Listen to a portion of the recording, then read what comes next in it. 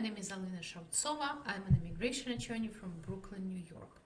And in today's live Facebook presentation, I would like to go over the most important recent immigration news and some policy changes, policies that are being published by USCIS that are going to affect practically every immigrant. Immigrants who are filing for adjustment of status, immigrants who are filing for naturalization, and of course we're going to talk also about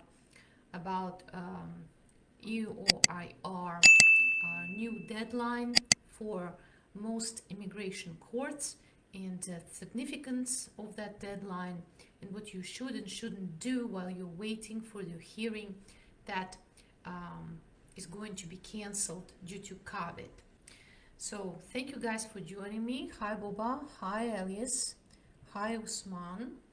Thank you for joining me. So let's talk about the court deadline first. Hi Ree. So you may be aware, I actually published it on my Facebook page, that for most immigration courts, the hearings for non-detained respondents are going to be canceled, including December 4, 2020. Okay? Non-detained hearings, individual or master hearings, for most courts, including New York City, 26 Federal Plaza, 290 Broadway, are not going to take place. However, what's going to take place still is that you still have to file your applications timely. You still have to submit your documents before your hearing dates, the way the judge ordered you, or according to Immigration Practice Manual. You still have to file your form informing the court of change of address. If you moved during this time or you're moving during this time, you still can file various motions, including motion to transfer venue from one jurisdiction to another. So while, of course, you're going to be waiting for your new hearing date, certain procedural things still have to be done. All right, so it's just basically a postponement, adjournment of your hearing date. It's not going to be canceled forever. I already started receiving some rescheduling notices for the hearings that have been canceled due to COVID. And what I've noticed that those hearings are going to be rescheduled a year later, okay? About a year later. I cannot guarantee you that it's going to be like this for every case and every situation, but that's what I've noticed with certain master hearings, okay? That they're going to be transferred. It's very, very important. So that's all we have for the court updates for now. We do have a lot of updates for USCIS. Not so many court decisions. Well, there was one important decision coming from Eastern District of New York, decision that stated that DACA, deferred action for childhood arrivals, must be completely reinstated because the person who was in charge of suspending it basically was appointed unlawfully, okay? I can imagine that this decision by the district court is going to be appealed by the current administration. But by itself, it's a very interesting decision. So if administration is going to be changing next year, we have a chance of having the DACA fully restored, all right? So that's a very important decision. It means that, what does it mean exactly, right? What does it mean? Well, it means that those people who were late and never had a chance to file for DACA would have a chance to file for it, okay? If you had a chance to file for DACA, but let's say you didn't have a high school diploma, you didn't have education necessary, some other minor documents were missing or qualifications, like usually connected to the education requirement, you will be able to file for DACA, okay? And you will be able to file for the advanced parole too when the DACA is restored fully. And I hope also, as Biden administration promised, it may be even expanded, all right? So we're going to see, that's what, in terms of the court decisions. But now we have some very important changes coming from Department of Homeland Security. Specifically, we published, we received an advance copy of the rule that's going to be published tomorrow. Published, it means it's going to be officially in the register. From that publishing date, they will count official days for the comments to the rule. So, the new proposal, basically would like to severely eliminate an opportunity for people with orders of supervision and orders of removal to receive employment authorization in the United States. Currently, a person who is reporting to immigration, and I know that there are many people who are doing that, who received their final orders of removal but were not physically removed outside of the United States, they qualify for an employment authorization. They basically have to show that they are reporting on time and produce a short statement about their economic necessity as to why they need employment authorization. And that's sufficient for the most part to receive an employment authorization. What is going to be changed? The administration, or maybe it's going to be changed. The administration is proposing not to give such individuals employment authorization unless they can affirmatively show that each country that could have issued them a travel document refused to do so. Okay, so affirmative denial of travel document is necessary, and plus this the reason for economic necessity is going to be evaluated now more thoroughly, and employment authorization is proposed to be given only for 1 year.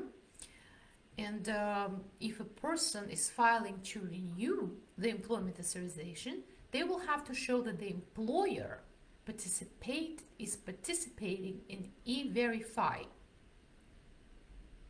All right. What if you're self-employed? I do not know. Maybe if you're self-employed, they will say that you have to show that you have a corporation that is a part of E-Verify. I have no idea. Maybe it will be more clear subsequently. Or maybe this rule will never become the rule. It's just a proposal. But it's one very serious, important step towards the restriction of the employment authorization you need to know of, especially if you are having if you have to report on this orders of supervision, because the rule states, if it's going to go into effect, the rule states that it will be applied both to new applications and applications for renewal of the employment authorizations. Okay, so that's very important. It may actually come true depending on if the administration is going to be changing, how soon the changes will be undone by the new administration, the changes that are done now by the current administration. So that's something that's very important you need to know about, this restriction of employment authorizations for those who have orders of removal and have orders of supervision. But that's not it. As if this is not enough, new policies were published by USCIS. One of them, and I'm going to have separate videos on those because those are very important policies. One of them talks about discretion in adjudication of adjustment of status. Discretion in adjudication of adjustment of status. It means that even if you statutory qualified for adjustment of status, there may be something in your file that may prevent you receiving adjustment of status, even though legally there are no bars to you to receive adjustment of status, but USCIS, in exercising its discretion, may consider you not suitable for green card. What does that mean? Well, consider this. Let's say you had some minor criminal arrests. Charges were dropped. But it happened to you on several occasions. Plus, maybe you overstayed for a very long time. You overstayed your visa, maybe something else happened. And USCIS is going to say, you know what, just because you have this 20 parking tickets, it seems you disregarding the law on a regular basis. So a parking ticket by itself would not prevent usually a person from receiving a green card. But accumulation of parking tickets may, okay? So that's what they're talking about in exercising discretion when somebody is going to be filing for the green card. It's extremely important because it means that you will have to make sure USCIS has correct information about you, right? That you are actually worthy of the green card. Perhaps you will have to submit extra references and extra documents that currently we routinely do not submit together with an adjustment package. Specifically, the policy states that what's going to be taken into considerations, for example, it would be applicant's conduct, family ties, immigration status and history, okay? Well, some of those things, but I've seen it previously with arrests, tickets, convictions that do not become an immigration problem per se, but they can affect this discretion. And as if that's not enough, there is one more policy change. This actually concerns naturalization and citizenship. Huge change also. Basically stating that when you're filing for naturalization, the government is going to review your green card application, and if you qualified for the green card at the time when you were filing for it, and if they're going to find that you didn't, they're going to place you in removal proceedings. The policy also states that if you are currently in removal proceedings, they're not going to adjudicate your naturalization application. Well, it's actually basically codifies the existing practice, is when somebody is in removal proceedings but may file for naturalization, the person has to first request government's consent to terminate the proceedings and then file for naturalization. But those are very important policy points because they basically give you a flavor how the cases are going to be adjudicated and what you need to keep in mind when you are submitting your documents. It's no longer just the forms, okay? The forms, of course, have to have correct information, but it's more than that. They can actually look at anything and at your prior immigration history to make sure that you received your green card lawfully, and perhaps, let's say, if you received your asylum application, if your asylum application was granted lawfully, and then you received the green card lawfully, basically your entire immigration history, okay? So I will have separate videos on those two policy changes, policy updates, because they're very important actually. They're basically going to affect every case of every citizenship and every case of every green card filed. And for the citizenship policy update, what also is mentioned is that USCIS is going to review if you actually abandoned your status. If you abandoned your status, and as such, your green card status, and as such cannot qualify for citizenship at all, right? So these are the news. These are the recent news. And now if you guys have some questions, I will be happy to answer them if I can. Hi Didi, hi Rami, hi Davina, hi Usani, hi Joanne, hi Funella, hi Ramil. My wife applied for my 730 relative petition for me 470 days ago. And a couple days ago, we received notice your case was transferred to local office. What does it mean? We live in the United States. Perhaps she will be called for the interview. Perhaps, okay? Perhaps. That's what I can predict, you know? But I would not know. I think the best person to talk to about things like that would be your attorney, your guy's attorney, all right? Usually local office does the interview. Sometimes they solicit some documents that are necessary to adjudicate the case. Hi, Anwar.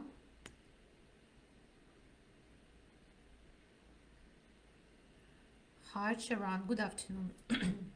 Is it better to marry your spouse who is a U.S. resident in America or the country you belong to? I do not know. It depends who you meet, right? I'm not sure I have a legal point in that question, okay? So if you would like to ask it again, tell me how it relates to immigration, then I will try to answer it, all right? Hi, Elias. I have a question. So my final court date was August 2020. It was canceled due to COVID. So I got a new date. I'm wondering, is there any way this date going to change? They give me a new date 3 years later. Of course, this date can change, all right? The hearing date can be advanced. The hearing date can be postponed. It depends. It depends on many different factors. It happened often. I would say that the hearing dates would be changed. So they could have just issued you a hearing date because they actually have to kind of sort of, instead of closing your case. If you're hoping for an earlier date, I hope it's going to work out for you. Ultimately, it's going to depend on how the court's calendar is, whether they're busy or not, okay? If they hire more judges, they will have more days to conduct hearings, and your hearing date may advance. Hi, John. I received an EAD, but it's already months. I didn't receive my social security card. I have checked the box in my I-765 that I would like to receive SS. So you check the box that you would like to receive social security card. You didn't receive social security card. Nothing new, okay? You and many other people. Currently, Social Security Administration has huge delays, but you will receive your card. You just need to be patient, okay? Maybe a month or two, but you will receive it. If you're really worried about that, you can actually call them and they will tell you what to do. Most likely, they're just going to tell you to wait, okay? Sometimes they tell you to come over to the local office with your documents, but usually you just need to wait. Are they going to renew EAD for asylum seekers who also have a case based on a spouse petition? When a person is qualified for a work permit, the person may be qualifying for that work permit under different grounds, okay? If you would like to renew your work permit based on asylum pending, you should be able to do that. And I-130 petition by itself, who also have a case based on a spouse petition. If you're referring to adjustment of status case, you can file for C9, adjustment of status pending work permit, right? I've seen it before that sometimes the government says, well, you already have a work permit, so why do you need another one? That may happen. So I do not know, but usually a person may sometimes have two different work permits issued at a different time under two different categories. So, you know, you will choose what you want, you know. You don't have to apply for the work permit based on asylum pending. You can just file for one based on adjustment pending. I hope you did already. You usually do it at the time when you file for your adjustment of status case. Hi, Ahmed. All courts is closed until December 2020, so no hearing in December 2020. No, not quite. Some courts are open and they do have the hearings for non-detained cases. Currently, most courts are not going to have hearings for non-detained respondents through December 4th. December 4, okay? So if you have a hearing, let's say on December 5th, you still have to check and see. And of course, it also depends on your court. Some courts, let's say, I believe Los Angeles, they're open for non-detained hearings.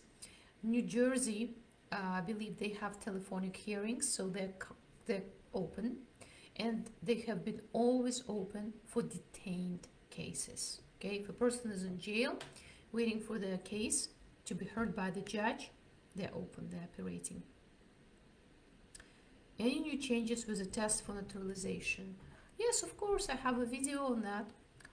If you search my page, you will see the new naturalization tests proposal. Well, it's actually going into effect for applications that are going to be filed in December, starting December 1st, I believe, 2020. More questions, 20 now. You will have to answer instead of 10. And you will have to, out of those 20, you will have to answer correctly 12 questions. Before you could answer correctly 6 out of 10. Okay, so it's a big change, significant change in terms of questions. And there are new questions, more topics are being tested, like the reasons why the United States went into different wars with different countries, and famous innovations by the Americans, symbols and holidays. I have a video about that. You know, I actually list almost all the new questions in that video. I have to say I wouldn't worry much about that, but of course the only thing that, you know, the test is going to get longer, and you need to, you know, you need to be more accurate. Even though they say proportionately, in terms of proportion, you still have to provide, I believe, what is it, 60% of correct answers. But in practice, you know, there is a difference between answering correctly 6 questions only and answering correctly 12 questions, right? They're trying to make it harder. Hi, Shoba. Hi, Mom. Hi, Abdul. Hi, Daniela. Hello, my citizenship wasn't approved because my I-765 is holding for 2 years. What should I do? Well, I don't think it's I-765. I think it's I-751. I-765 is an application for a work permit, and I-751 is an application to remove conditions from your conditional residency.